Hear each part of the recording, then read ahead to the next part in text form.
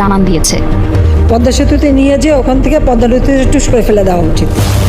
আওয়ামী লীগের ১৬ বছরের শাসন শুধু নয়, শেখ হাসিনার রাজনৈতিক জীবনের বড় একটি অংশ জুড়ে আছে খালেদা জিয়ার বিরুদ্ধে বিষাদগার। বেগম খালেদা জিয়াকে নিয়ে বড় পরিসরে দুইজন গবেষক বই লিখেছেন। এই দুইজনই একমত হাসিনার হিংসা ও প্রতিহিংসার শিকার খালেদা জিয়া। ২০০৯ সালের ৫ জানুয়ারি থেকে ২০২৪ সালের ৫ আগস্ট পর্যন্ত আওয়ামী লীগ সরকারের আমলে বেগম খালেদা জিয়া যারপরনায় লাঞ্ছনা ও নির্যাতনের শিকার হন। বেগম খালেদা জিয়াকে সেনানিবাসের বাড়ি থেকে নির্দয়ভাবে উচ্ছেদ করেন ফ্যাসিস্ট শেখ হাসিনা।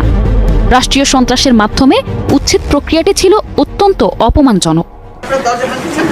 ম্যাডাম, আপনাকে অনেকক্ষণ বলা হয়েছে আপনাদেরকে আসতে হবে, আপনি আমাদের একটু সহযোগিতা করেন নাই। আপনি সহযোগিতা করেন না ম্যাডাম, এই জন্য হয়তো বাধ্য হওয়া হচ্ছে। আমি সহযোগিতা সবসময় করি, আমি অসহযোগ আমি করি। আমরা বেশি কথা বলতেছি না। ২০১০ সালের ১৩ নভেম্বর শহীদ মইনুল রোডের বাড়ি থেকে এক কাপড়ে বের করে দেয়া হয় খালেদা জিয়াকে।